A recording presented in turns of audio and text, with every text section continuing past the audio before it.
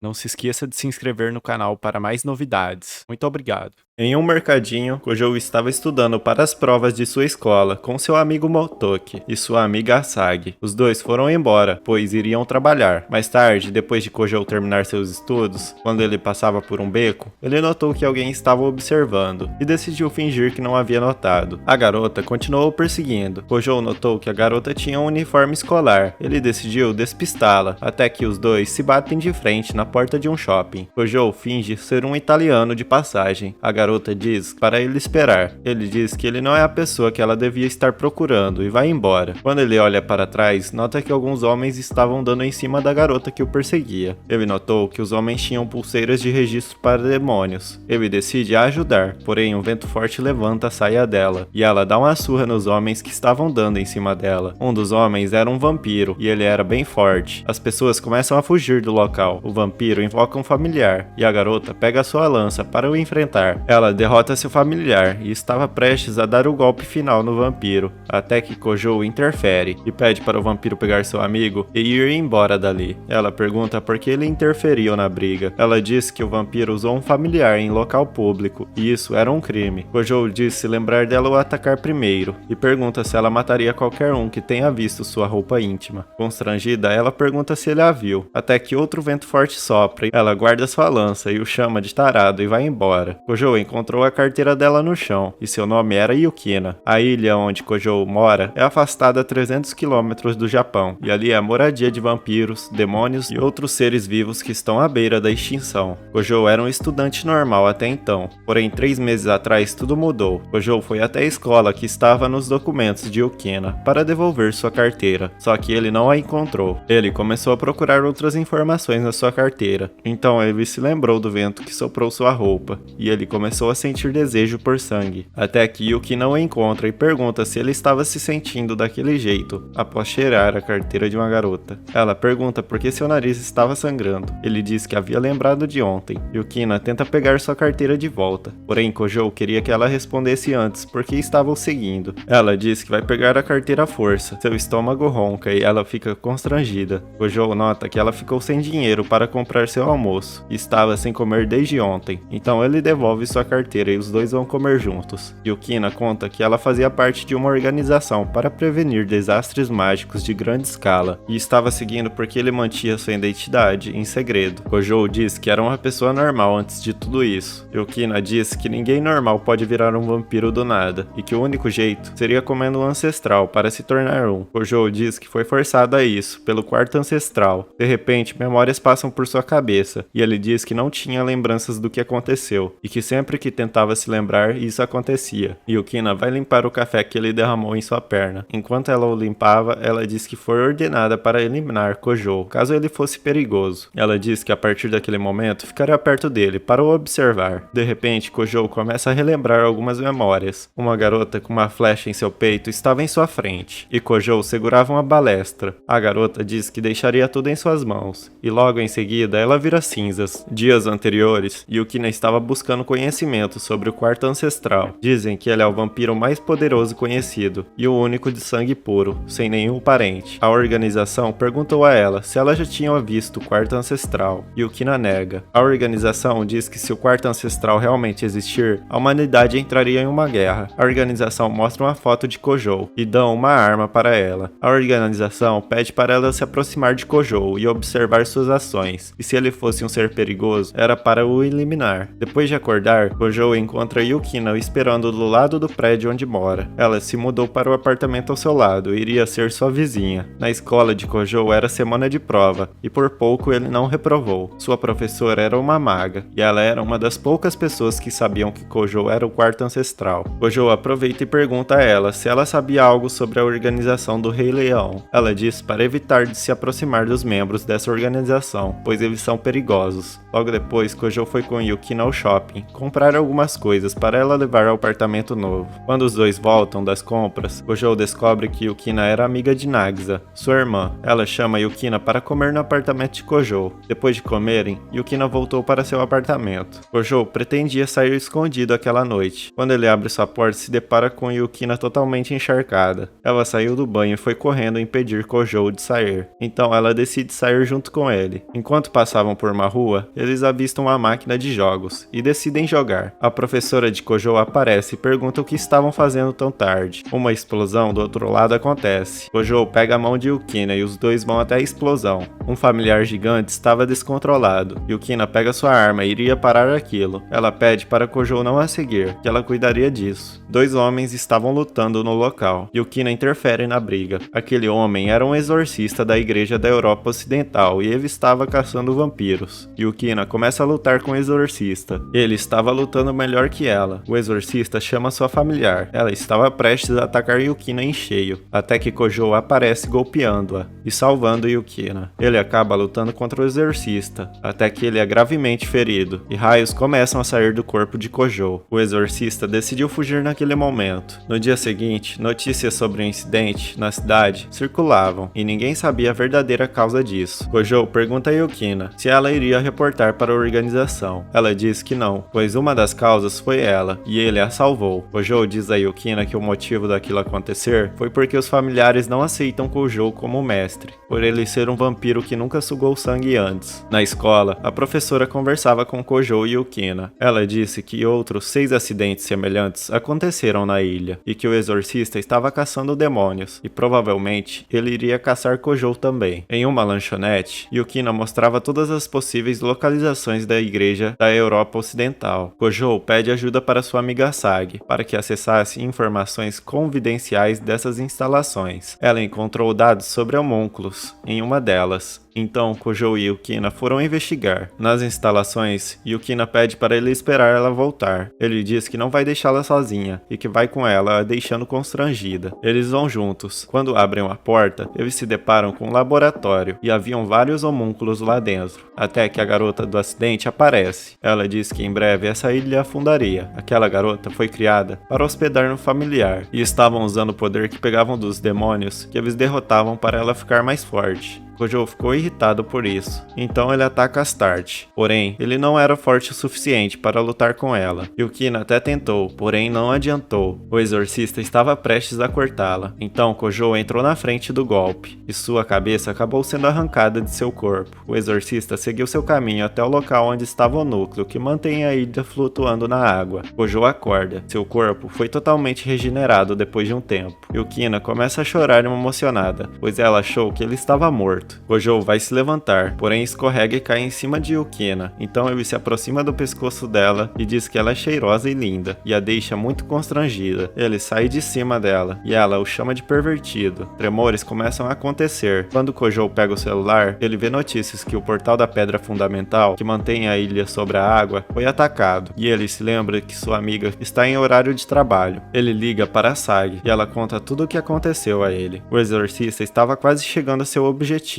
Yukina decide deixar Kojou sugar seu sangue, para ele conseguir lutar contra o exorcista usando seus familiares e salvar a ilha. Ele não queria sugar seu sangue. Ela pergunta se não era boa o suficiente, e convence ele. Ele a abraça e a morde. Perto do núcleo, o exorcista estava. O núcleo era uma relíquia da igreja da Europa Ocidental, e ele queria a recuperar. Kojou e Yukina chegam antes dele pôr as mãos na relíquia. Kojou e Yukina lutam de igual para igual contra os dois. Kojou invoca seu familiar e ataca Astarte, porém não fazia efeito. Yukina vai em direção a ela e quebra a barreira que a protegia. Kojou ataca ela com seu familiar novamente, e assim eles derrotam Astarte. Yukina aproveitou que o exorcista estava distraído e o golpeou no estômago, e assim os dois derrotaram ele. Kojou abraça Yukina e a deixa envergonhada. Kojou salta até Astarte e chupa seu sangue. Ele queria a transformar em um familiar e a impedir de morrer. Yukina fica brava por ele fazer coisas indecentes com garotas. Logo depois de acordar, Kojou se depara com um belo café da manhã em sua mesa. Ele pensou que sua mãe havia voltado. Ele vai até o quarto de Nagisa